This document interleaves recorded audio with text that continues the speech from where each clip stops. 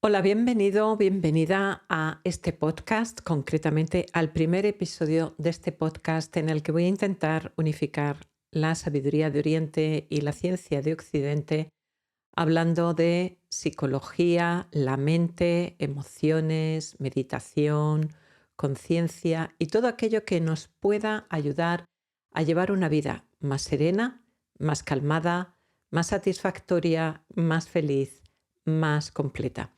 Si no me conoces, mi nombre es Yolanda Calvo, soy psicóloga y hoy en este primer episodio vamos a hablar de la ansiedad, concretamente de los síntomas físicos de la ansiedad. La ansiedad tiene tres componentes, un componente cognitivo, mental, de pensamientos, de emociones, un componente físico.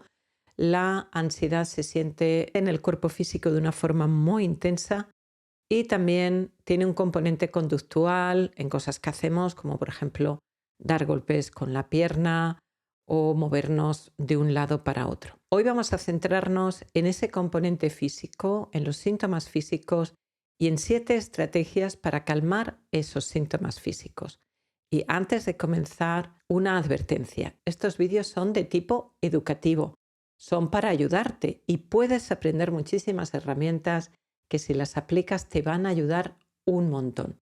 Sin embargo, ver estos vídeos o que me hagas una pregunta y yo te pueda responder, eso no sustituye la psicoterapia. Si ves que estás muy mal y necesitas ayuda psicoterapéutica, busca un buen psicólogo, una buena psicóloga en tu zona y haz un proceso de psicoterapia. Vamos a comenzar definiendo qué es la ansiedad de una manera muy sencilla. La ansiedad podríamos decir que es el hábito de preocuparse. ¿Y por qué digo el hábito de preocuparse? Porque todo el mundo en algún momento de nuestra vida, por alguna circunstancia, hemos podido sentir ansiedad, es decir, miedo, inquietud, inseguridad, nervios, tensión ante alguna circunstancia. Pero cuando eso es algo repetido, continuado y se convierte en un hábito, entonces es cuando hablamos de ansiedad. Esa ansiedad puede estar circunscrita, limitada a áreas concretas de la vida, por ejemplo, a situaciones sociales. La persona que tiene fobia social le puede dar mucho miedo esas situaciones sociales o a solo un tipo de situaciones sociales, como por ejemplo las situaciones sociales de tipo romántico o que tengan que ver con alguien que a ti te gusta o que tú creas que puedes gustar o que te gustaría gustar.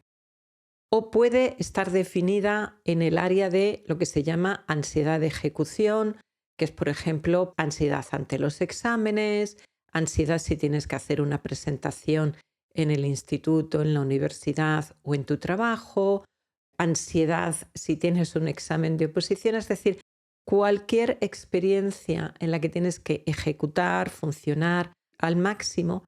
Entonces, cuando la ansiedad se centra solo en esas áreas, le llamamos ansiedad de ejecución. También puede ser ansiedad por tu salud. Las personas que tienen hipocondria tienen una ansiedad muy grande por cualquier signo que ellos interpretan como un síntoma de problemas de salud. O puede ser ansiedad de todo en general. En la ansiedad generalizada, la persona le preocupa todo, absolutamente todo, por la vida continuamente. ¿Cuál es la diferencia con el miedo? ¿Es la ansiedad miedo? Bueno, tiene relación, obviamente, pero el miedo es una emoción que se siente ante una amenaza inminente y esa amenaza puede ser real o puede ser imaginaria, pero es un miedo que se da ante algo que es o parece inminente. Por lo tanto, siempre el miedo es de algo futuro, no de algo presente.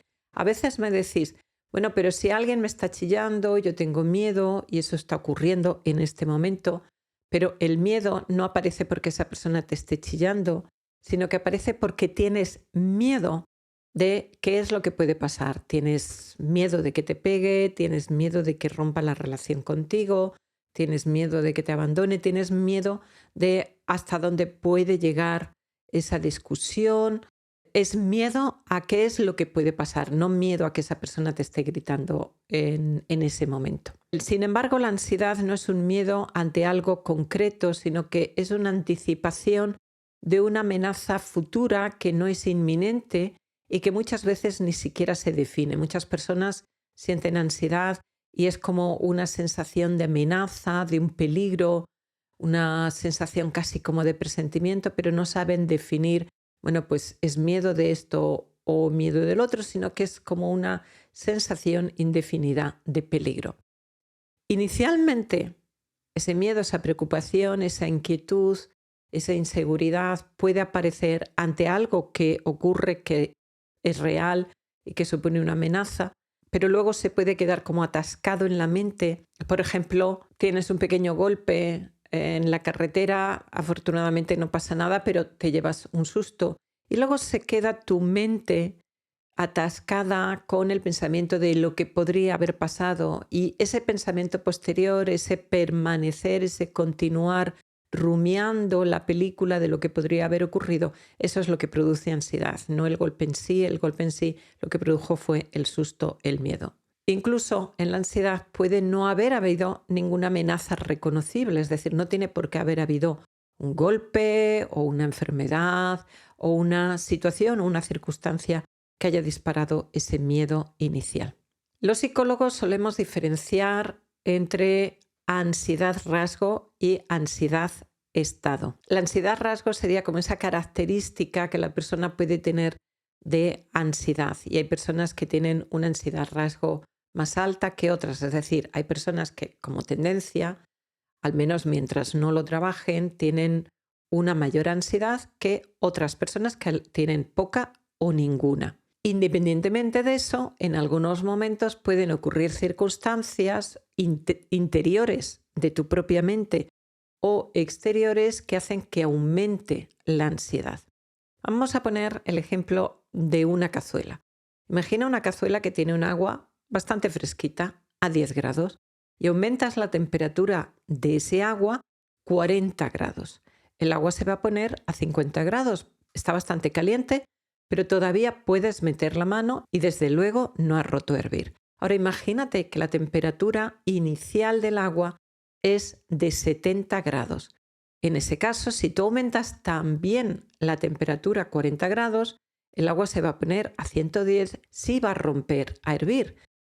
Esto sería una metáfora de lo que en muchas ocasiones ocurre en nuestra vida. Una persona tranquila ante un acontecimiento puede responder con ansiedad, con preocupación, con inquietud, pero no va a tener crisis de ansiedad, no se va a desbordar emocionalmente, mientras que otra persona que tiene de base una ansiedad más alta, ante el mismo acontecimiento, sí puede desarrollar una crisis de ansiedad, sí puede desbordarse emocionalmente, porque su temperatura inicial ya estaba bastante alta. Vamos a hablar ahora un poquito de la biología de la ansiedad, de cómo el cerebro procesa la ansiedad, de cuál es el mapa de la ansiedad en el cerebro, explicado de una manera muy sencilla. En el cerebro, como en muchas otras partes del cuerpo, las estructuras son bilaterales. Están a la izquierda y están también en la derecha.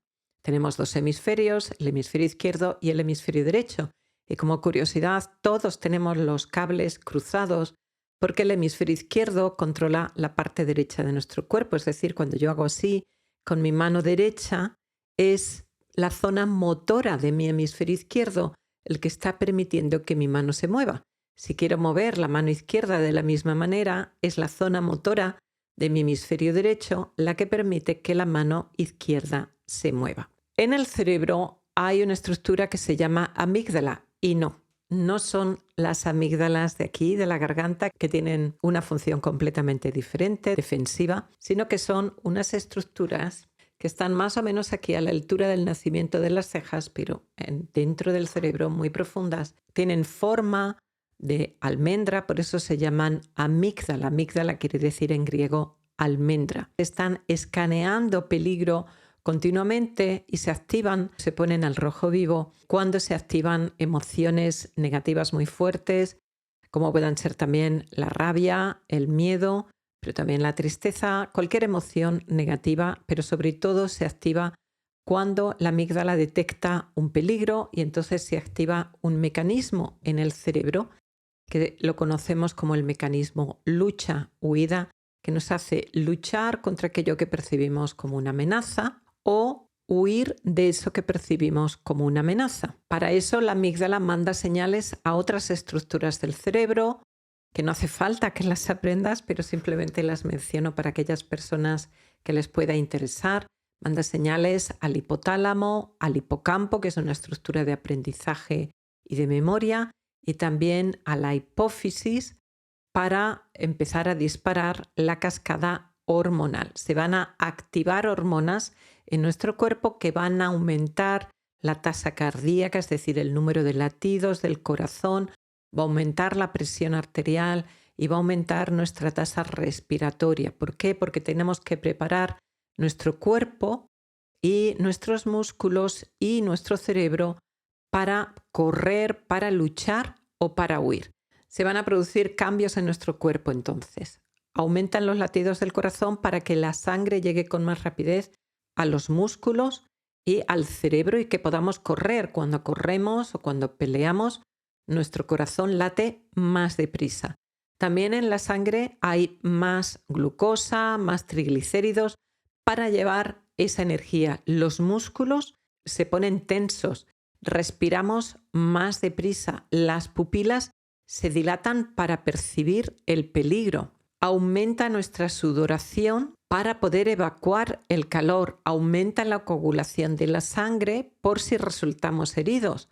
Y disminuye la sangre, la cantidad de sangre en nuestro sistema digestivo. Pasa de la zona interna digestiva a la zona muscular para poder luchar o para poder correr. Ahora, fijaros que eso es tremendamente útil y nos ha permitido sobrevivir a estos peligros físicos, a que nos persiga un león o en tiempos modernos, si de repente al cruzar un coche se salta un semáforo en rojo y entonces nosotros podemos dar un salto, correr, dar un salto y evitar ser atropellados. Este mecanismo ha salvado nuestra vida, nos ha permitido sobrevivir a nosotros y a los animales durante millones de años, pero no es útil ante situaciones sociales, no es útil cuando estamos en clase aprendiendo para un examen o tenemos un examen, no es útil cuando estamos en el despacho del jefe, no es útil tampoco para resolver los problemas de pareja ni tampoco los problemas con nuestros hijos o con nuestras hijas. En el cerebro, además de la amígdala, hay otro conjunto de estructuras que son muy importantes, que están muy activas en la ansiedad. Tienen un nombre un tanto extraño, se llaman red neuronal por defecto y se llaman así porque es una red neuronal, no es una estructura solo, sino un conjunto de estructuras que son la corteza prefrontal medial, esta zona del medio de la corteza prefrontal, el cingulado posterior, el precúneo y el prefrontal lateral. Esas zonas, cuando no estamos haciendo nada, cuando nos estamos aburriendo o estamos haciendo alguna tarea automática, tienden a estar más activas y tienden a activarse con material sobre nosotros, nuestros problemas y nuestras situaciones. Se ha observado que en las personas que tienen ansiedad o que tienen depresión, la red neuronal por defecto y la amígdala, estas estructuras están más activas, son más grandes, tienen un mayor tamaño. Y en las personas que tienen el hábito de meditar, estas estructuras son más pequeñas y están menos activas, es decir, se va produciendo un encogimiento, lo cual facilita que las emociones negativas no sean tan fuertes y entonces, como son menos intensas, son mucho más fáciles de regular y de dominar. Así que nuestro cerebro es plástico y va cambiando con las cosas que vamos haciendo y va cambiando también, lógicamente, con la meditación. Igual que si intentamos aprender un idioma o aprender un instrumento musical, nuestro cerebro poco a poco, con cualquier cosa que aprendamos, va a ir cambiando para incorporar ese aprendizaje. Pues la meditación es una práctica que cambia nuestro cerebro y cambia estas áreas en concreto, entre otras. Comenzando, os decía que la ansiedad tiene 3 componentes y vamos a explicarlos ahora con más detenimiento. Tenemos un componente de síntomas mentales, cognitivos, emocionales, otro que abarca síntomas físicos y otro que abarca síntomas conductuales, que es lo que hacemos. Los síntomas físicos de la ansiedad son muchos. Como os decía, la ansiedad se siente de una forma muy intensa a nivel físico. Con la ansiedad notamos una tasa cardíaca más alta, es decir, nuestro corazón late más deprisa.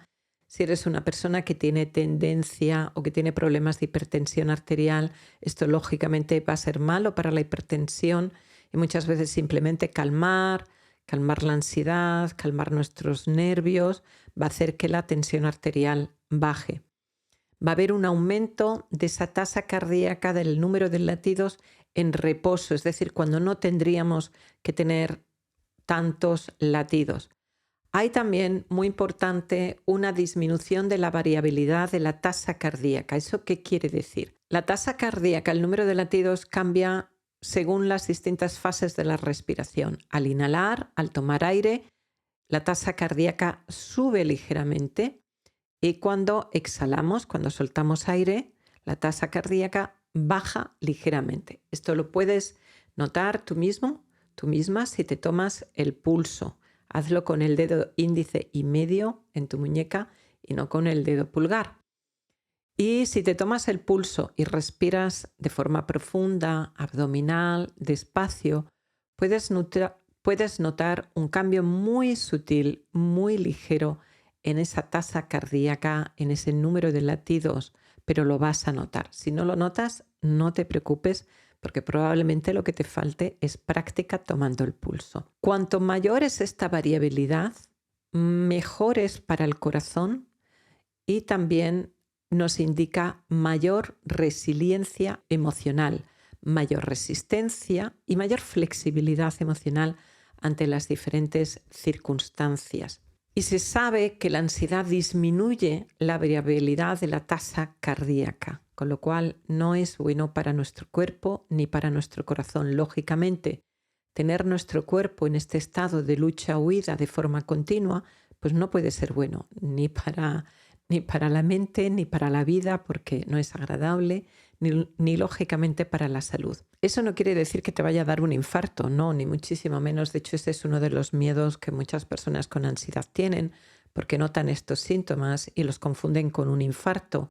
Van al hospital, les hacen un electro y les dicen que no les pasa nada, que es simplemente ansiedad. Otros síntomas físicos que se tienen son dolor en el pecho, respiración rápida y corta, lo cual, si eres una persona que tiene asma, eso hace que empeore tus síntomas respiratorios. Una persona con ansiedad respira con el pecho, con la parte alta del pecho y los hombros. Es una respiración rápida y muy alta, mientras que una persona cuando estamos serenos respiramos abdominalmente y no se nos nota. La respiración ni suena ni es perceptible a nivel visual. Otro de los síntomas es dificultad para tragar, se le llama bolofaringia y muchas personas confunden con síntomas de tener un tumor, pero esa dificultad es uno de los síntomas más claros de la ansiedad.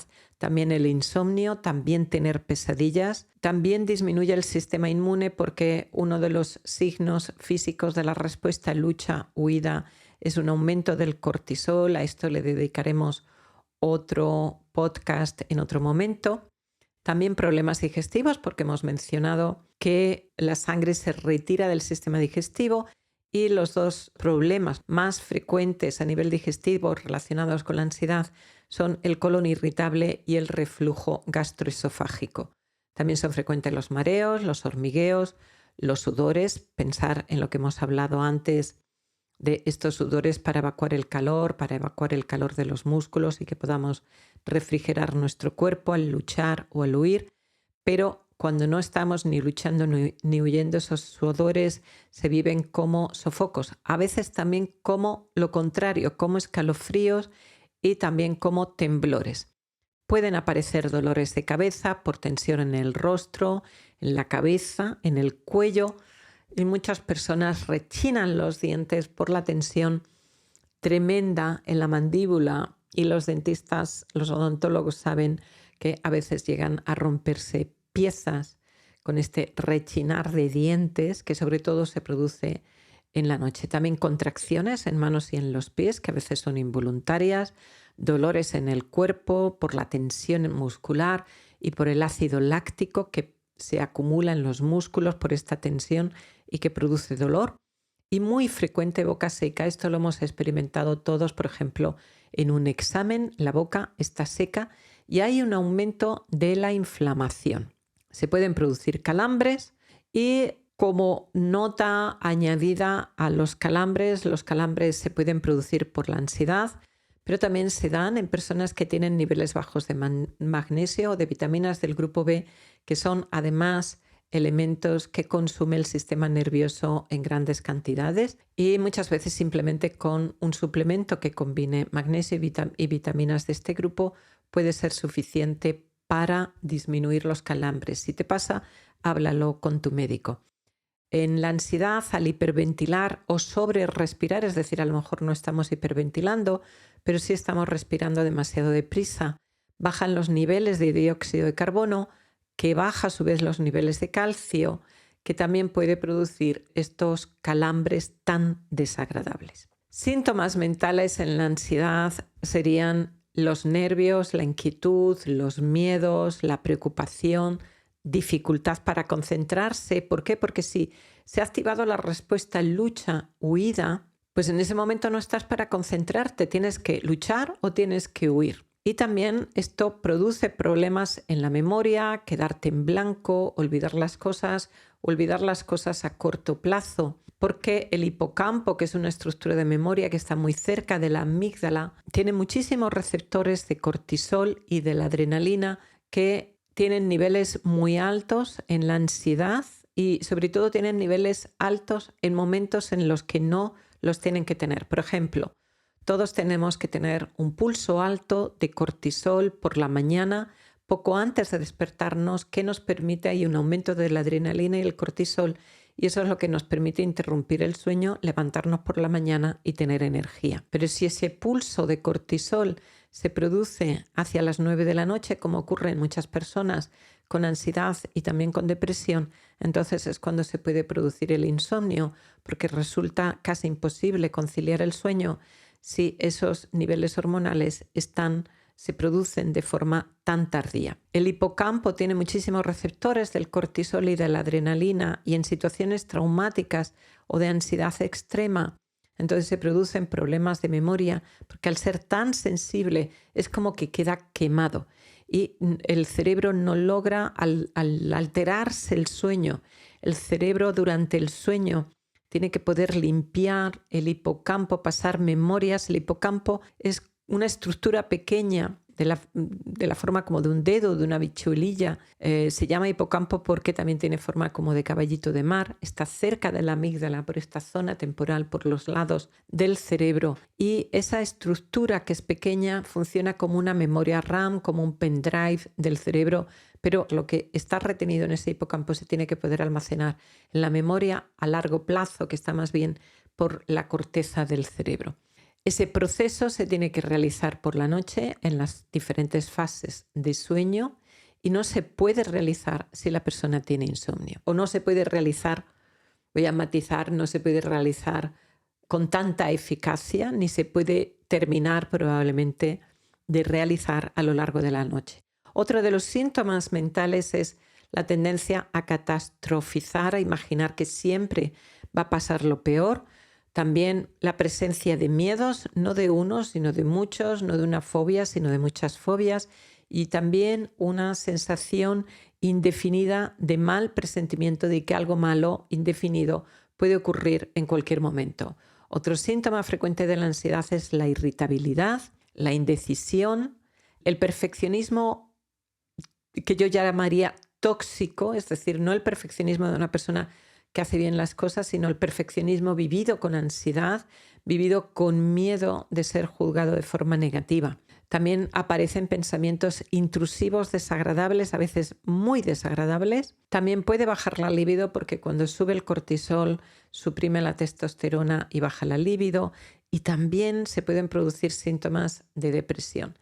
Y síntomas conductuales van a ser inquietud, agitación, no poder parar quieto, También las personas a veces, sobre todo si tienen fobia social, se aíslan socialmente. Algunas personas, sobre todo si tienen crisis de ansiedad, terminan desarrollando agorafobia, miedo a salir por miedo a que te dé otra crisis de ansiedad.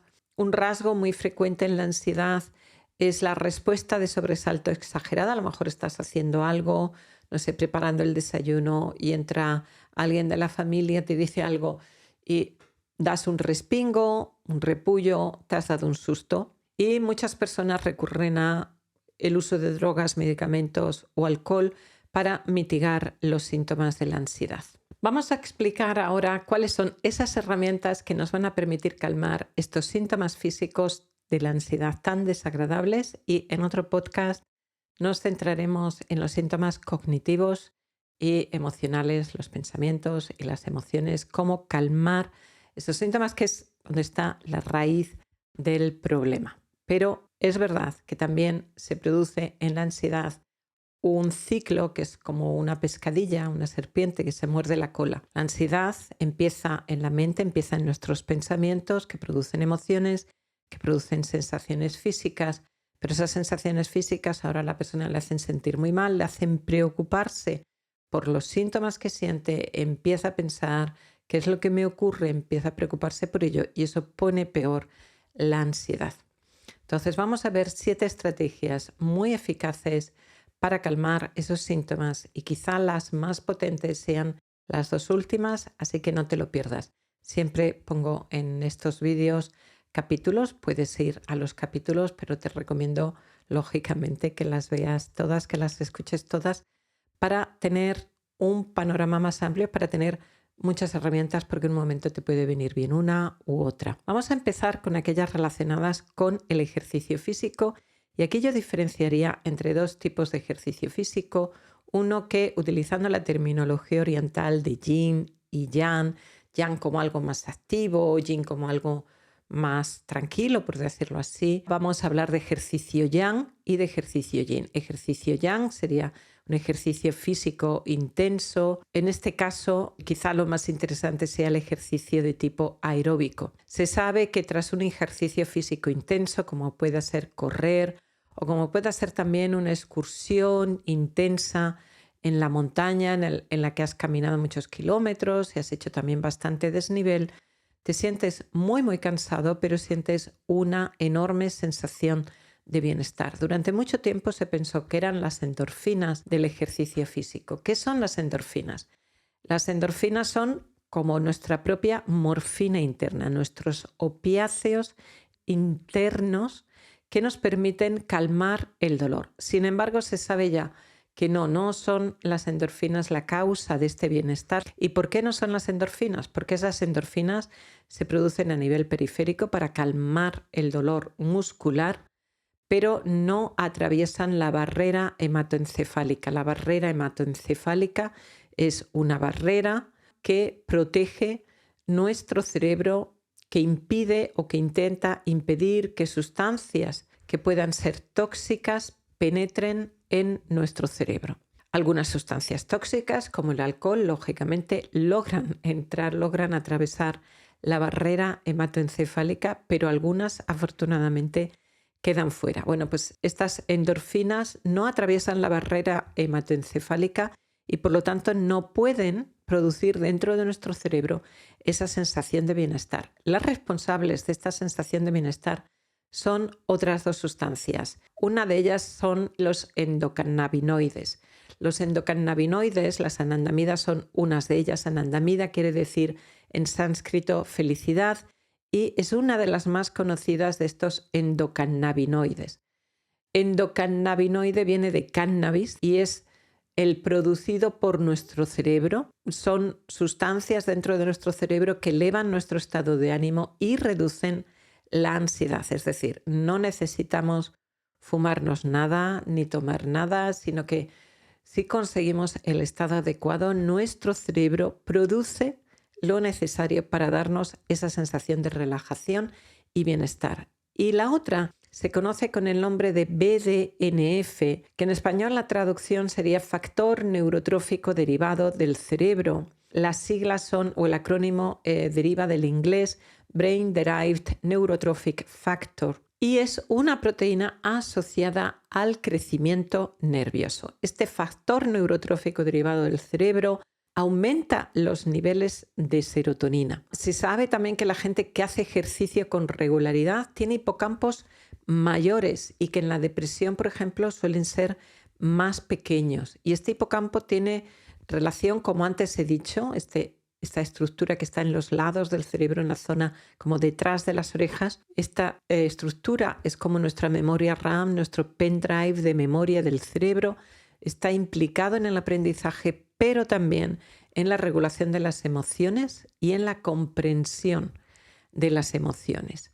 Entonces, este BDNF es muy importante para mantener activo, vivo, grande el hipocampo y funcionando en condiciones. ¿Cuánto ejercicio físico hace falta? Bueno, pues entre 1h30 y 2 horas de ejercicio aeróbico semanal nos dan el suficiente, si es más, mejor, pero 1h30, 2 horas de ejercicio aeróbico intenso semanal nos darían suficiente BDNF, suficientes anandamidas o endocannabinoides internos para regular nuestro estado de ánimo. Y el otro grupo de ejercicios serían en el grupo de ejercicios de tipo Yin. Aquí tendríamos el yoga, el tai chi, el qigong. Son ejercicios que ayudan a calmar el sistema nervioso, que ayudan a calmar la ansiedad. El yoga es muy conocido por todo el mundo. De los tres, el más conocido es el yoga. Hay muchos tipos de yoga, pero el yoga que más se practica en Occidente es el Hatha Yoga. El yoga tiene 3 componentes: las posturas o asanas, la meditación o dhyana y los ejercicios respiratorios o pranayama. De los ejercicios respiratorios hablaremos después. Con el yoga se equilibran las energías del cuerpo y de la mente. El yoga viene de la India. El tai chi o el qigong vienen de China.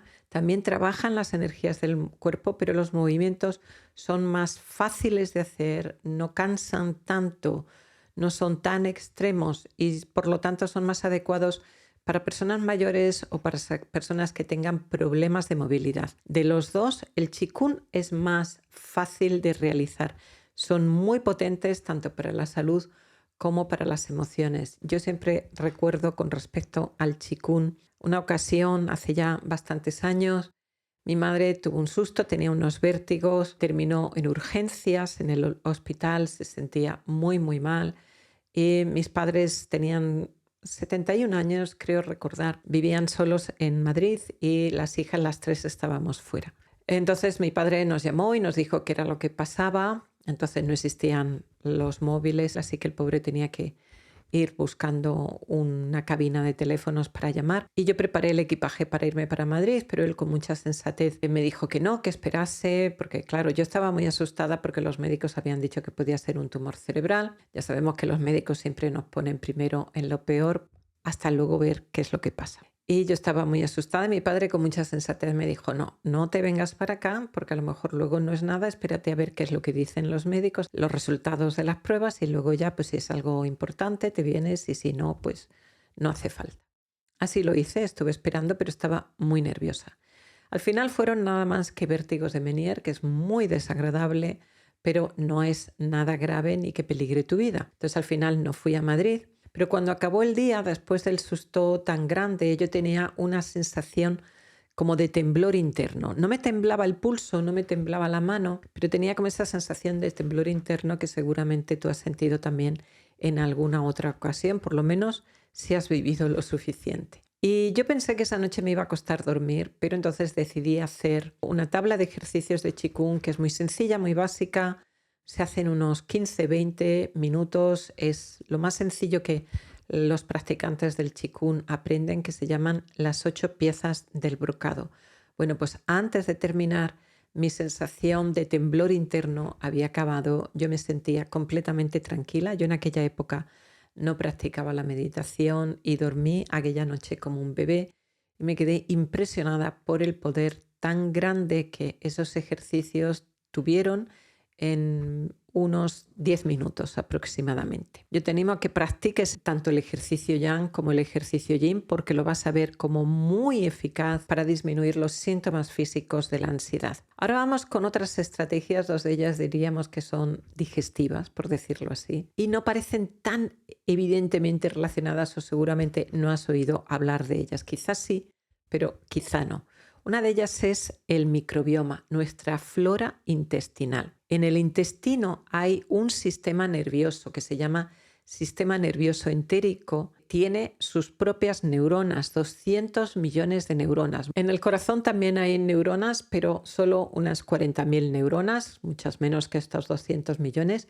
¿Y cuántas hay en el cerebro? Es muy difícil de calcular, muy difícil de saber, pero se cree que más de 1.000 millones de neuronas. Así que el intestino se le llama a veces como un segundo cerebro, es lógicamente mucho más pequeño que el cerebro central, el de la cabeza, pero desde luego tiene su importancia. Hay un nervio del que vamos a hablar después, que es el nervio vago, que inerva toda esta zona digestiva e interactúa con la flora intestinal, y esa interacción entre el nervio vago, estas neuronas del intestino, este segundo cerebro y la flora intestinal influyen mucho en nuestra salud mental y en nuestra salud emocional. La flora buena y estas neuronas del intestino producen también neurotransmisores, y los mismos neurotransmisores que producen las neuronas dentro de nuestra cabeza. Producen GABA, que es un neurotransmisor relajante,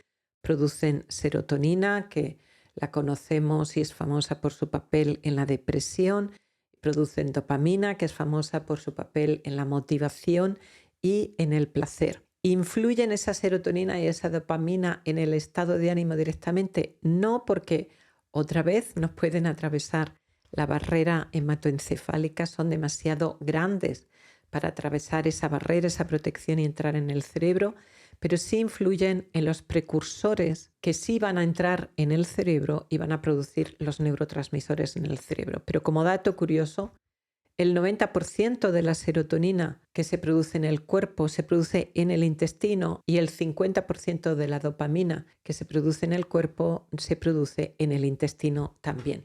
Esa es la razón de que los antidepresivos tengan efectos también a otros niveles, no solamente a nivel cerebral, porque hay receptores de la serotonina y de la dopamina no solo en el cerebro, sino también repartidos en el cuerpo, y tienen diferentes funciones. Para que nuestro cuerpo, nuestras emociones y nuestro cerebro funcione bien, esa flora intestinal es sumamente importante. La flora intestinal envejece también con la edad, pierde diversidad, pierde fuerza, es muy sensible a que dormamos mal y a que trasnochemos o alteremos nuestro reloj biológico con malos hábitos de sueño. El ejercicio aeróbico, por el contrario, promueve una buena flora bacteriana. El estrés y la ansiedad se sabe que disminuyen la flora bacteriana y la desequilibra, y muchos medicamentos, no solo los antibióticos, alteran la flora bacteriana. ¿Qué es lo que tú puedes hacer para proteger y enriquecer tu flora bacteriana? Hacer ejercicio físico, como antes he dicho, pero también llevar una dieta limpia. ¿Y qué es una dieta limpia? Es una dieta en la que eliminas los azúcares, las comidas procesadas, los preservativos en los alimentos, los potenciadores del sabor, las grasas hidrogenadas, en la que comes, en vez de alimentos blancos, alimentos integrales, en vez de harinas blancas, harinas integrales, en vez de azúcar blanca y refinada, azúcar integral. Es la dieta mediterránea de los años 50, no la que se lleva ahora, sino la que había en los años 50. Y es una dieta, es un tipo de dieta que se sabe que reduce la depresión y ayuda en la ansiedad. Es decir, no solamente es beneficiosa a nivel cardiovascular, sino que es beneficiosa a nivel emocional. Puedes tomar también probióticos. Eso sí, si tú tienes algún problema en tu sistema inmune, una enfermedad autoinmune o tu sistema inmune deprimido, consulta siempre con tu médico. Pero puedes, si no tienes ninguno de estos problemas, puedes tomar alimentos probióticos que ya tienen flora, que ya tienen bacterias que son buenas para enriquecer nuestra flora intestinal, como puede ser el kéfir, el té kombucha, el chucrut o el kimchi. O probióticos que también venden. En el caso de que compres probióticos, asegúrate que sea un buen laboratorio porque también tienen que estar envueltos en cápsulas que aguanten los ácidos de la digestión del estómago y que lleguen enteros al intestino. Otra cosa que tú puedes hacer es tomar prebióticos en tu alimentación. ¿Y qué son? Prebióticos es el alimento que necesita tu flora bacteriana y eso se traduce como fibra. Fibra que tú no puedes digerir, pero que tu flora bacteriana sí va a comer y a digerir. Es lo que la alimenta, es decir, verduras, fruta, cereales integrales, legumbres y frutos secos. Mucha gente tiene problemas de gases con estos alimentos, lo cual indica un problema ya en su flora bacteriana, es decir, no la hemos acostumbrado a comer este tipo de alimentos, con lo cual cuando los recibe se producen gases porque no hay suficiente flora bacteriana para digerir esta fibra. Entonces, si no tienes costumbre de comer estos alimentos, tienes que ir aumentándolos poco a poco para no pasarlo mal. Si tienes un nutricionista, consulta con tu nutricionista, pero si no, es irlos aumentando poco a poco. Y dormir también, además del ejercicio, como he dicho antes, en la cantidad que he dicho antes, dormir también 7-9 horas cada día, porque el sueño es fundamental para la salud y la diversidad de esta flora bacteriana. Vamos con la otra estrategia digestiva, que es el ayuno intermitente. Y quiero primero advertir un poco, no hagas el ayuno intermitente si tienes un trastorno obsesivo compulsivo, si tienes TOC, porque puedes llegar a obsesionarte muchísimo. Si tienes o has tenido un trastorno alimenticio, si eres adolescente, si estás embarazada o si tienes problemas de salud. En este caso, es mejor que no hagas el ayuno intermitente o que lo consultes. A lo mejor si haces el ayuno intermitente de una forma suave, como una ventana de 12 horas en las que sí se puede comer y otra ventana de 12 horas en las que no se come. Es decir, que si tú desayunas a las 8 de la mañana, procuras haber terminado tu cena a las 8 de la tarde. Eso en España, con los horarios tan tardíos que hay en España, eso casi es pura fantasía, porque en España la gente suele cenar muy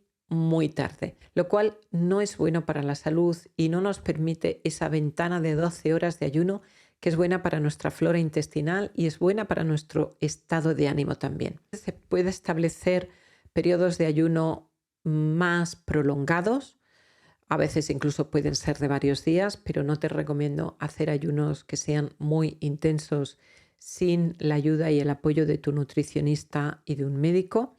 Pero se pueden hacer ayunos que duren un poco más de 12 horas, como por ejemplo de 16 horas o de 18 horas. El ayuno intermitente se ha visto que aumenta otra vez esta proteína, el BDNF, el factor neurotrófico derivado del cerebro, estimula el crecimiento nervioso en el hipocampo y otras regiones del cerebro, también aumenta los niveles de serotonina, aumenta el nivel de activación, es decir, cuando un animal tiene hambre no duerme la siesta, cuando un animal tiene hambre busca comida. Entonces, curiosamente, cuando hacemos ayuno intermitente tenemos un nivel de activación mayor. Si quieres más información sobre el ayuno intermitente, encontrarás libros como los del doctor Jason Fung, se escribe F-U-N-G, y dejaré enlaces en la descripción del vídeo. Como mínimo, intenta dejar, incluso aunque no quieras adelgazar, intenta dejar esa ventana de 12-14 horas o intenta cenar 2-3 horas antes de acostarte y procura ampliar esa ventana lo que puedas hacia esas 12-14 horas y vas a ver que eso va a producir beneficios en tu sueño, un sueño de mejor calidad y también una disminución de la ansiedad. Cuida además de beber mucha agua y de hacer comidas sanas, es decir, si haces ayuno intermitente no significa que puedas hincharte a comer comida basura. La comida basura aumenta la inflamación y aunque el ayuno intermitente disminuye la inflamación, lógicamente no va a compensar que cuando comamos comida basura. Haz comidas sanas y además, si quieres, el ayuno intermitente. Otra herramienta curiosa y que muchas personas sienten que les ayuda es lo que podríamos llamar presión profunda o tacto profundo. En la piel hay receptores de presión que nos permiten saber cuando alguien nos está tocando y cómo de fuerte nos está tocando. Lo curioso de estos receptores también es que se activan incluso antes de que nos toquen. Cuando alguien se está acercando a nosotros, estos receptores de presión ya se están activando. Bueno, pues hay una técnica que es el toque de presión profunda, que es una presión firme, constante, que inicialmente se utilizó para el autismo y se vio que calmaba a los niños y niñas que padecían autismo, pero luego se descubrió que era también útil para la depresión y para la ansiedad.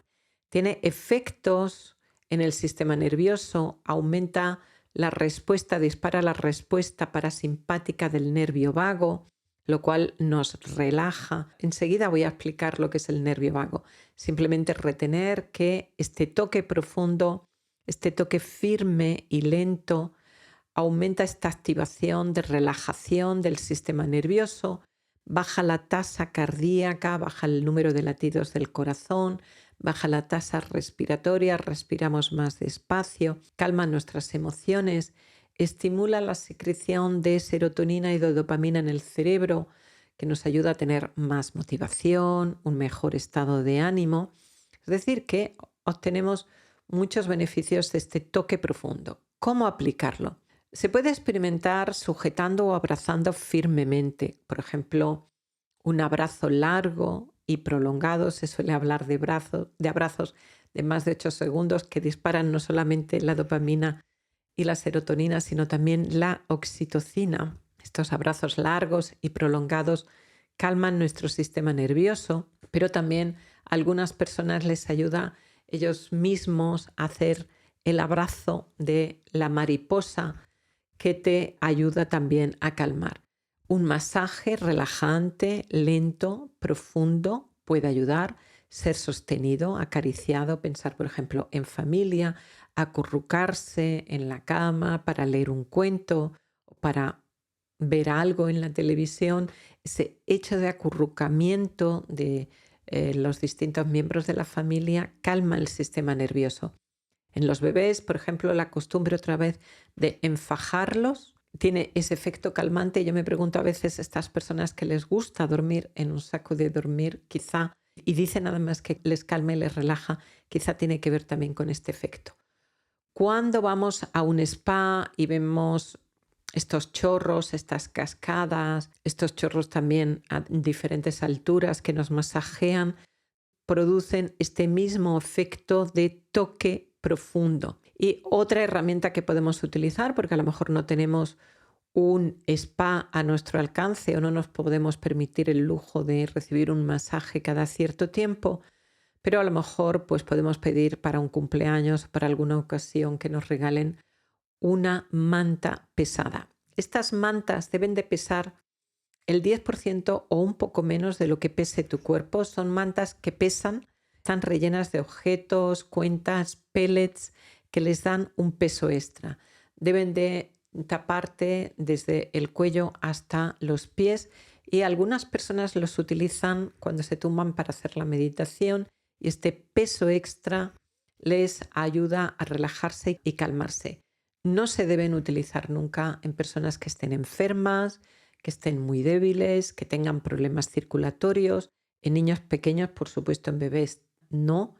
No se debe utilizar en personas con problemas respiratorios también, porque les puede dificultar respirar o que tengas problemas en la piel. Salvo en esas circunstancias, es algo completamente inocuo que puedes utilizar y te puede ayudar de una manera muy, muy sencilla. Y vamos a hablar ahora de otra estrategia, de una quinta estrategia, que es la estrategia del nervio vago. La rama automática del sistema nervioso tiene dos ramas que se llaman rama simpática y rama parasimpática. La rama simpática no hace referencia a lo que entendemos normalmente por simpático, qué persona tan simpática. Es una rama que activa, es como en el coche el acelerador. Y la rama parasimpática es como en el coche el freno y es una rama que se le suele llamar también de la relajación y de la digestión, del descanso. De la columna salen pares de nervios a la izquierda y a la derecha que van a diferentes partes de nuestro cuerpo, pero del cerebro parten también nervios que van también a diferentes partes del cuerpo y que se llaman pares craneales. Se llaman pares craneales porque sale uno a la derecha y otro a la izquierda. Y son 12. Bueno, pues el décimo par craneal se conoce también como nervio vago. Es muy largo, es el más largo de todos. Parte de la base del cerebro, pasa por la garganta, pasa por la zona de pulmones, de corazón, inerva toda esa zona, pasa por el diafragma, inerva todo el aparato digestivo también. El nervio vago lleva la activación parasimpática a todos los órganos, secretando acetilcolina y reduciendo las citoquinas inflamatorias, que son citoquinas que tienen que estar, pero que si están en exceso producen problemas inflamatorios en el cuerpo. Si este nervio vago lo estimulamos, se activa el parasimpático y entonces nos relajamos y nos calmamos. Hay varias formas de activar el nervio vago. Una de ellas es emitir sonidos, como por ejemplo cantando. Las personas que les gusta cantar muchas veces están buscando sin quererlo activar el parasimpático porque han visto que cantar les calma. No solamente es que cantan cuando están contentos, sino que cantar les produce un efecto de relajación y de calma. Pensemos en el yoga cuando se hace el Om, ese sonido mantenido. ¿Por qué? Porque el nervio vago pasa por las cuerdas vocales, pasa muy cerca de las cuerdas vocales y entonces la vibración estimula al nervio vago y activa entonces la rama parasimpática, nos relaja y nos calma. En el Om se hace ese sonido mantenido, se toma aire y se suelta muy despacio con el sonido Om, que se hace mucho más largo. No lo voy a hacer aquí, pero si habéis practicado yoga lo habéis visto. Y también lo podéis hacer, si queréis, podéis practicar alguna vez con el A, que es una sílaba tibetana a la que ellos le dan mucha importancia, pero que yo he notado que es emocionalmente, energéticamente es muy liberadora. Uno tiene una gran sensación de apertura. Por ejemplo, si estás en el campo, abres los brazos, tomas aire y lo sueltas con el ah y vas a notar una gran sensación de calma y de bienestar.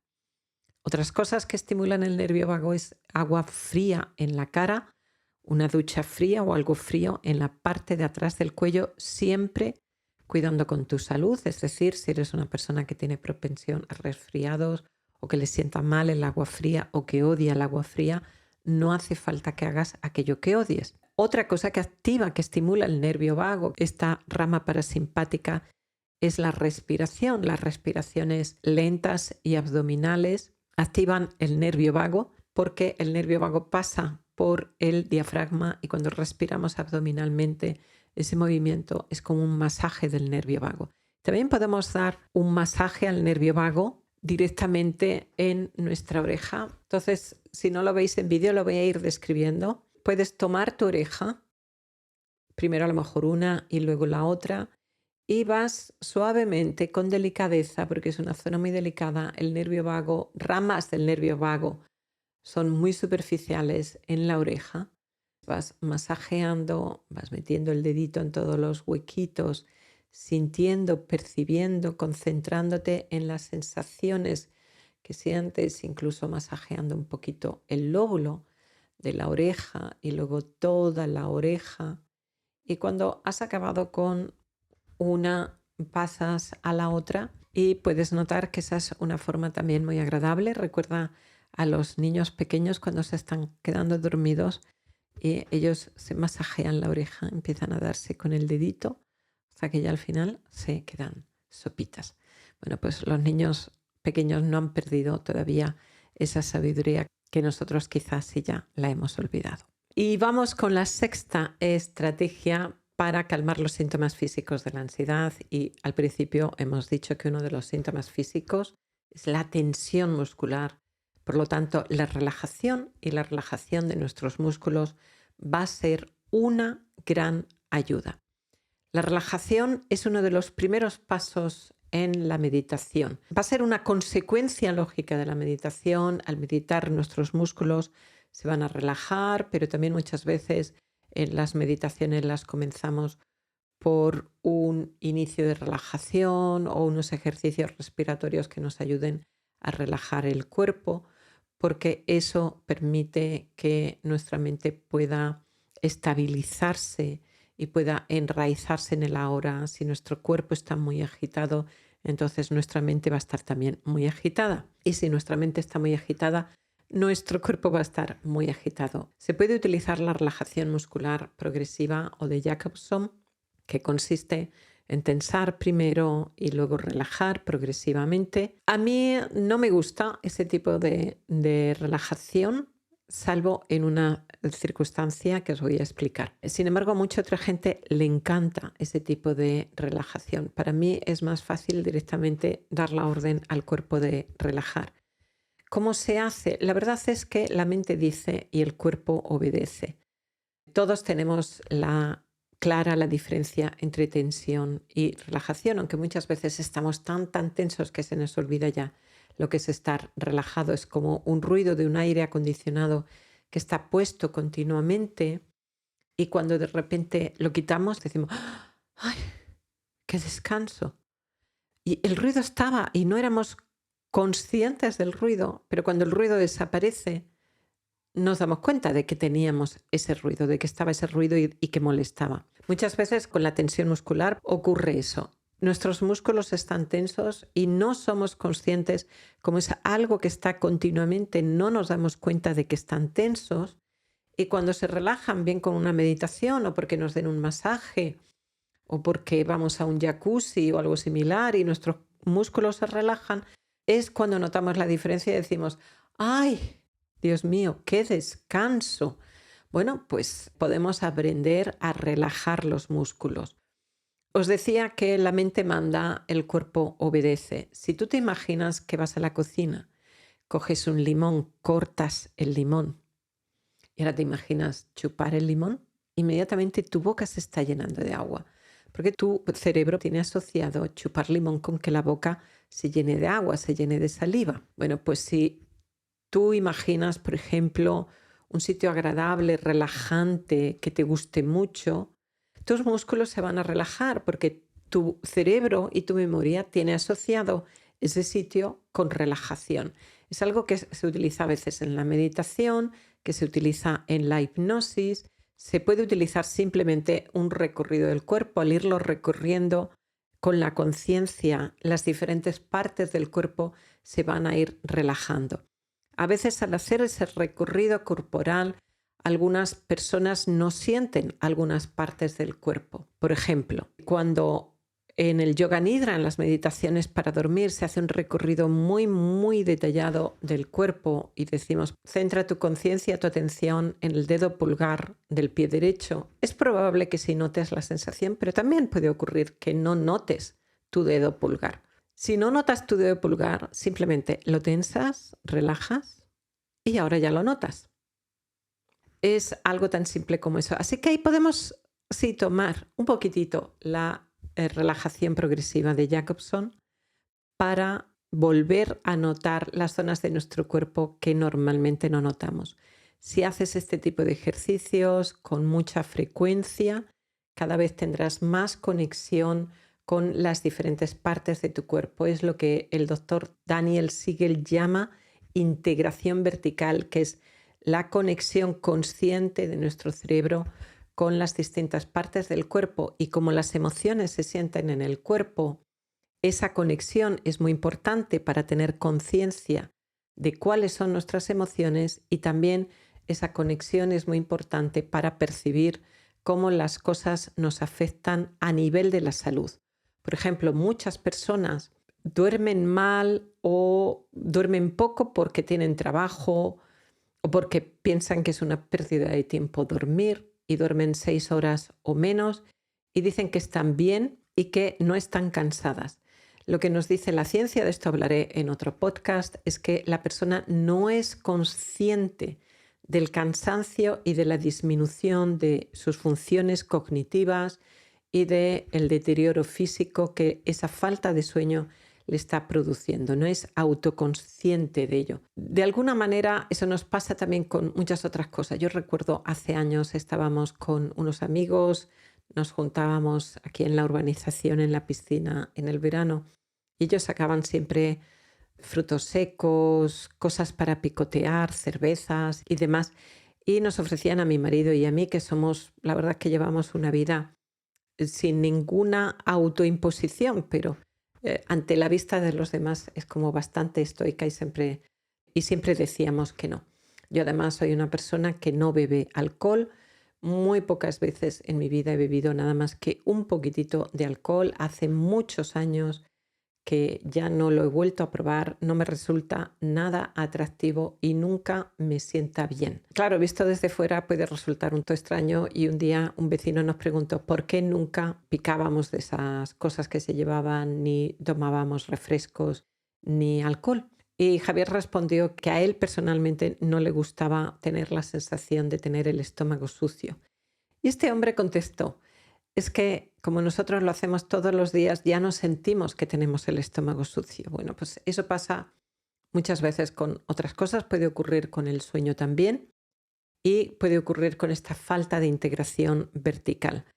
Si quieres aprender a relajar tu cuerpo, te recomiendo las meditaciones que hacen este recorrido corporal, este body scan, que van ayudando a relajar el cuerpo en todo detalle.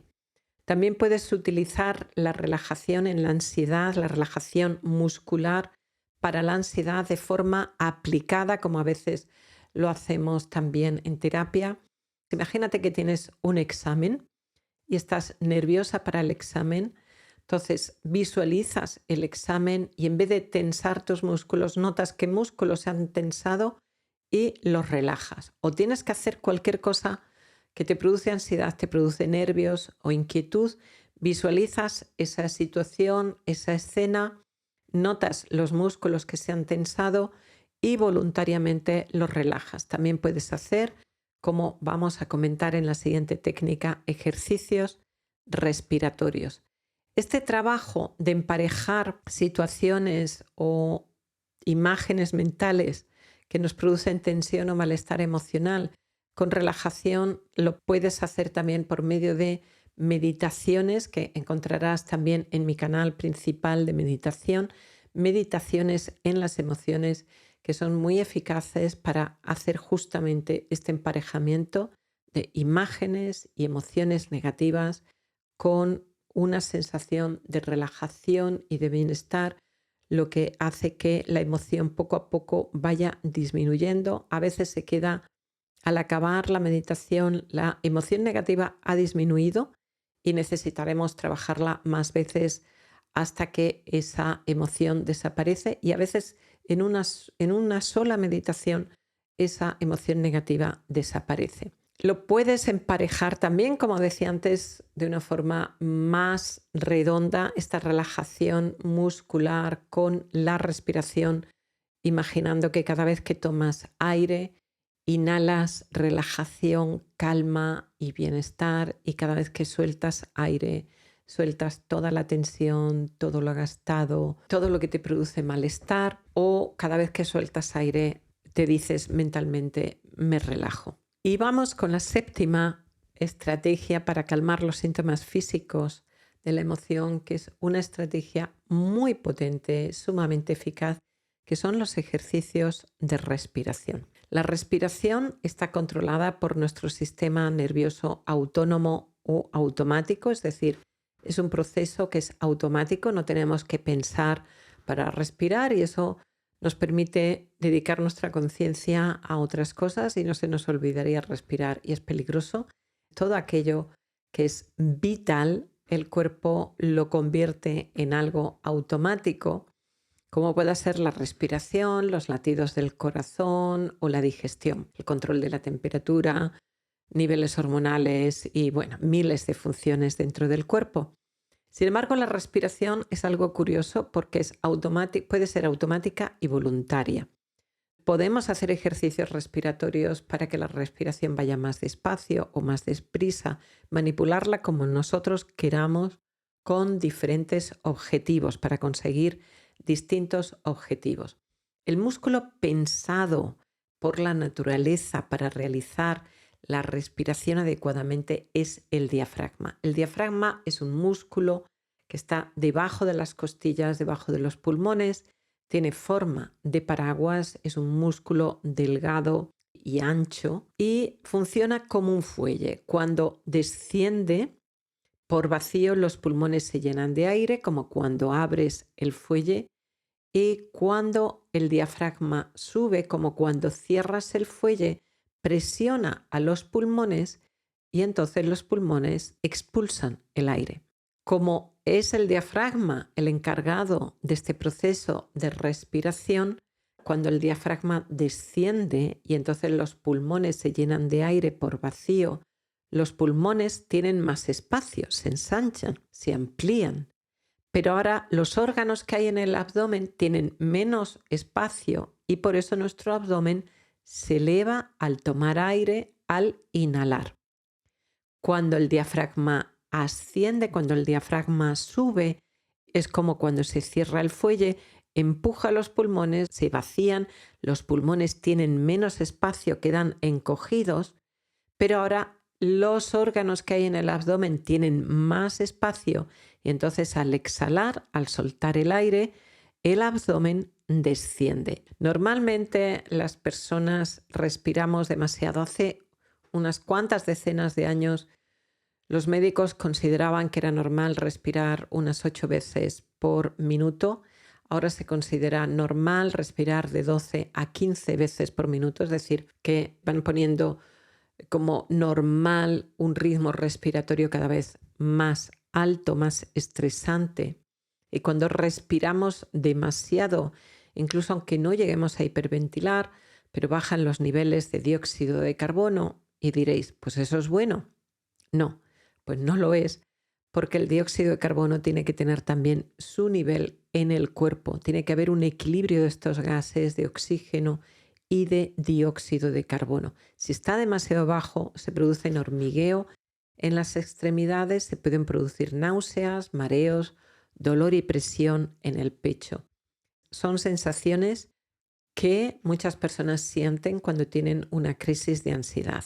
Si te da una crisis de ansiedad, puedes hacer 2 cosas. Una es tomar aire, soltarlo y parar la respiración, retener, pero el problema es que muchas personas, si no han entrenado su respiración primero, no logran retener o no logran retener demasiado tiempo.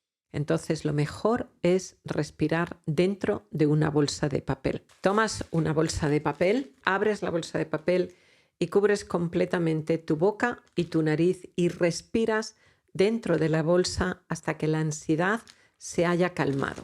Lógicamente, al respirar así, vas a respirar tu propio dióxido de carbono y eso es lo que va a relajar el sistema nervioso y te vas a sentir mejor. Se sabe que la respiración lenta, rítmica y abdominal aumenta la activación del parasimpático, es decir, nos relaja, nos calma y aumenta también algo que es muy importante de lo que hemos hablado antes, que es la variabilidad de la tasa cardíaca. Es decir, si tú te preocupa la salud de tu corazón, quieres tener un corazón más sano y además quieres disminuir tu ansiedad, practica todos los días ejercicios de respiración lenta, abdominal y rítmica. Eso va a aumentar la variabilidad de la tasa cardíaca, va a disminuir la tasa cardíaca en reposo, va a disminuir también la presión arterial si la tienes alta,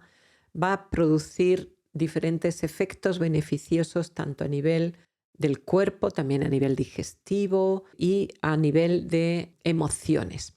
Estos ejercicios respiratorios mejoran la oxigenación en tu cerebro y en tu cuerpo, aumentan poco a poco tu capacidad pulmonar, como he dicho, activan la rama parasimpática, mejoran la digestión, fortalecen tu sistema inmunológico, mejoran la capacidad de concentración y de memoria, al reducir la tensión, reducen dolores de cabeza y migrañas, mejoran la calidad del sueño y aumentan, como te he dicho, esta variabilidad de la tasa cardíaca. Son 10 beneficios como mínimo de la respiración lenta, rítmica y abdominal.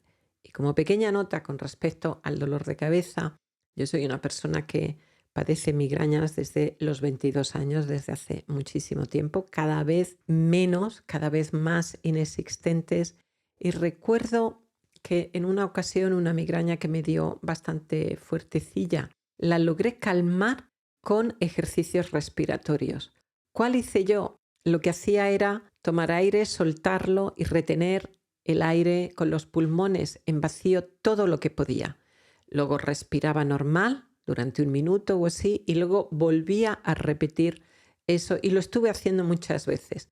Esto se puede hacer también para calmar emociones y es muy eficaz para calmar emociones. Por ejemplo, si notas que te estás enfadando, si notas que estás subiendo la ansiedad, haces ejercicio respiratorio. Tomas aire, lo sueltas, retienes todo lo que puedas y durante 1 minuto después respiras normal y lo vuelves a hacer otra vez. La mayoría de las personas sin entrenamiento retienen poco la respiración, menos incluso de 10 segundos, y con entrenamiento poco a poco retienes más y al retener más beneficios para tu salud física y emocional y te sirve para este tipo de situaciones, incluso para un dolor de cabeza y un dolor que sea de tipo tensional.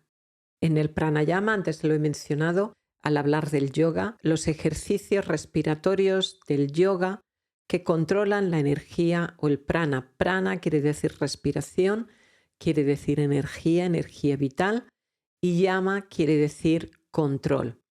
Y muchos de estos ejercicios provienen de la tradición oriental, de la tradición del pranayama, aunque en Occidente se están haciendo muchísimas investigaciones en la respiración. La postura mejor para hacer estos ejercicios son sentado con la espalda recta para que el diafragma pueda moverse, pueda subir y bajar con libertad. Si la espalda no está recta o estás en postura encorvada o tumbado en un sofá, el diafragma queda comprimido y entonces no se puede mover con libertad. La espalda tiene que estar recta. Tienes que notar que tu diafragma se mueve bien y otra posibilidad es tumbado boca arriba. Si quieres al principio para entrenar, puedes poner una mano en la parte alta de tu estómago, de tu abdomen, para percibir el movimiento de tu abdomen subiendo y bajando al respirar. En mi canal, en los shorts, tienes varios ejercicios de respiración que te van a ayudar a hacer este entrenamiento, a realizar este entrenamiento respiratorio. Lo he dividido en 3 niveles. Nivel fácil, nivel 1, nivel 2 o nivel moderado y nivel 3 o nivel avanzado. Si te consideras una persona que tiene poca capacidad respiratoria, te recomiendo empezar por el nivel moderado y si ves que no puedes, desciende al fácil. Si ves que tienes buena capacidad respiratoria porque cantas, tocas algún instrumento de viento o eres deportista, por ejemplo, nadas o corres, te recomiendo que vayas directamente a los de nivel avanzado y veas si te vienen bien. En la descripción del vídeo vas a tener un enlace a mi página web, te puedes descargar un PDF gratuito y en ese PDF tienes los ejercicios explicados y tienes los enlaces a todos los ejercicios, de tal manera que tú puedes encontrar tu nivel y a partir de que has encontrado tu nivel, ir avanzando, ir entrenándote para tener cada vez más capacidad respiratoria y también poder hacer ejercicios más avanzados que sean más potentes, más eficaces en la activación de la rama parasimpática del sistema nervioso, es decir, la relajación. El nivel 1 tiene 3 ejercicios que yo los he llamado de una manera muy sencilla, los he llamado 1.1, 1.2, 1.3, simplemente. Si avanzamos al nivel 2, el nivel moderado, aquí ya tenemos respiraciones que podemos llamar triangulares, es decir, se toma aire, se hace una pausa, se suelta el aire. Como tenemos 3 partes en el ejercicio respiratorio, se le llama respiración triangular. En este nivel vais a tener 4 ejercicios. Si tú ves que no tienes buena capacidad respiratoria o tienes algún problema respiratorio, te recomiendo de todas maneras que empieces por el ejercicio 2.1. Si ves que no puedes, que te ahogas, ve hacia el siguiente ejercicio del nivel fácil, es decir, vas descendiendo y vas buscando el ejercicio respiratorio que sí puedes hacer. Pero si empiezas por los fáciles, te puedes encontrar que resulta que podrías haber empezado por el nivel 2, por el moderado, y podrías haber ahorrado mucho tiempo. Si ves que tienes buena capacidad respiratoria, si tú consideras que podrías tener buena capacidad respiratoria, empieza directamente por el ejercicio más fácil del nivel avanzado. El nivel avanzado son respiraciones que se llaman cuadradas, es decir, se toma aire, se hace una pausa, se suelta el aire y se retiene otra vez. Como hay 4 momentos en la respiración, se le llama respiración cuadrada. Aquí vais a tener 3 ejercicios. A mucha gente hacer la pausa en vacío es lo que más les cuesta, pero incluso una buena salud pulmonar y una buena capacidad a ese nivel que nos puede ayudar mucho en nuestra regulación emocional nos permitiría hacer retenciones de más de 15 segundos, lo cual nos permitiría regular nuestras emociones o incluso situaciones de dolores tensionales con mucha mayor eficacia, mucho más rápidamente. De forma reciente han publicado un artículo, os voy a dejar en la descripción del vídeo el enlace, en el que se compara la meditación con ejercicios respiratorios para calmar la ansiedad. Y se hace solo durante 5 minutos al día. Se compara 5 minutos de meditación, que es poquísimo, con 5 minutos de ejercicios respiratorios que utilizan de 3 tipos. La respiración de Wim Hof, que es una respiración muy rápida, la respiración cuadrada de tiempos iguales y la respiración que se conoce como suspiro fisiológico. Es una respiración en la que se inhala 2 veces seguidas.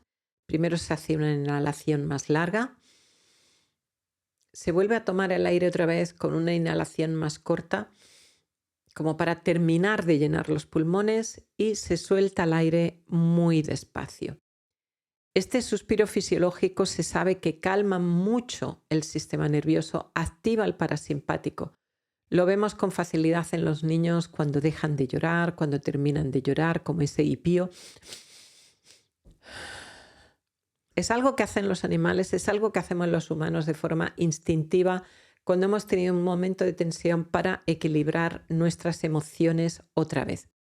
Y se dieron cuenta que solo 5 minutos de meditación al día y los ejercicios respiratorios solo 5 minutos al día ya producían un descenso en los niveles de ansiedad. Así que fijaros qué potente es la meditación y los ejercicios respiratorios que con solo 5 minutos al día ya producen un descenso de los síntomas de la ansiedad, pero el más eficaz era la respiración, y de las 3 respiraciones el más eficaz era el suspiro fisiológico. Una meditación más larga va a producir unos efectos que son más potentes, más profundos, pero si solo dispones de 5 minutos al día, 5 minutos de respiración o de suspiro fisiológico, hay un short, también lo tendrás en el PDF, está hecho con esta técnica de suspiro fisiológico, pero es una técnica más avanzada con tiempos de retención más largos. Si tienes poco tiempo, haz 5 minutos de ejercicios respiratorios al día, como mínimo eso. Si puedes, haz más, y si tienes más tiempo, empieza con 5 minutos de respiración y luego continúa con una meditación, y vas a notar cómo poco a poco, junto con las otras estrategias que te he mencionado, poco a poco tú vas a notar que tu cuerpo y tu mente se van a ir relajando, que los síntomas físicos de la ansiedad van a ir disminuyendo. Ten en cuenta que al meditar ya estás produciendo la relajación muscular. Puedes meditar con una manta de peso y puedes incluir los otros cuidados como el yoga, el qigong, el tai chi, el ejercicio, los masajes, todas las otras cosas que hemos ido mencionando. Precauciones de los ejercicios respiratorios. Pues si tienes gripe o congestión nasal, lógicamente te pueden resultar molestos o te van a costar. No hagas patrones de respiración rápido como los de Wim Hof si tienes ansiedad, porque podrían disparar una crisis de ansiedad. Si tienes problemas cardíacos o estás embarazada, consulta primero con tu médico. Y si ves que no toleras los ejercicios respiratorios, pasas a, durante la meditación, observar la respiración sin hacer nada más. Pero yo hasta ahora no he encontrado a nadie que no tolere los ejercicios respiratorios. Todas las personas que yo conozco que hacen los ejercicios respiratorios han notado una bajada de la ansiedad y lo han notado con mucha rapidez y de una forma muy, muy eficaz. Estas son las 7 estrategias. Las repaso rápidamente. El ejercicio físico aeróbico, que puede ser caminar en la naturaleza, excursiones, correr, nadar o otro ejercicio aeróbico que te guste, de 1:30 a 2 horas a la semana como mínimo. Si es más, lógicamente mejor. Y si te gusta también el yoga, el qigong y el tai chi, que son ejercicios que directamente relajan y calman. La segunda estrategia era el microbioma, cuidar tu flora intestinal con una alimentación rica en fibra, variada y sana, sin productos químicos que te perjudiquen. La tercera estrategia era el ayuno intermitente, como mínimo dejar una ventana de 12-14 horas por las noches sin comer. La cuarta estrategia era el tacto profundo o el toque profundo con forma de abrazos, masajes, un spa si lo tienes cerca o te lo puedes permitir, o las mantas pesadas. La quinta estrategia eran los masajes del nervio vago, que podían ser cantando o con el OM o con el A. Podía ser también simplemente cantar lo que a ti te guste y te divierta y te entretenga.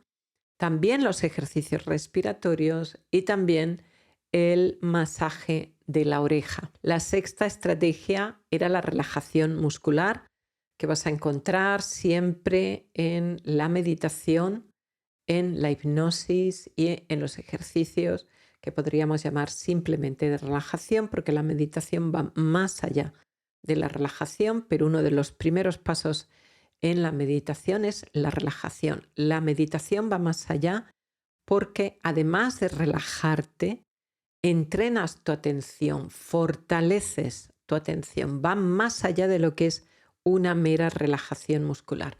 Y la séptima estrategia son los ejercicios de respiración lenta, rítmica y abdominal. Con estas 7 estrategias o con varias de ellas, combinando varias de ellas, vas a notar que tus síntomas físicos de la ansiedad van a ir disminuyendo y en otro podcast hablaremos de los síntomas mentales, de los pensamientos, de las emociones y cómo puedes trabajar con ellos. Muchas gracias por haber escuchado el podcast hasta aquí. Muchas gracias por tu atención. Si te ha gustado, si te ha resultado útil, por favor, suscríbete al canal si no lo has hecho. Es gratis y a mí me ayudas. Y dale al like, porque darle al like y suscribirte al canal le dice a YouTube que este vídeo está gustando y entonces el algoritmo de YouTube lo va a proponer a otra gente que como tú tiene ansiedad y está en YouTube buscando herramientas para calmar su ansiedad. Y otra forma en la que puedes ayudarme y que puedes ayudar a la gente que tiene ansiedad es si conoces a alguien que tenga ansiedad, compártele este podcast. Nada más.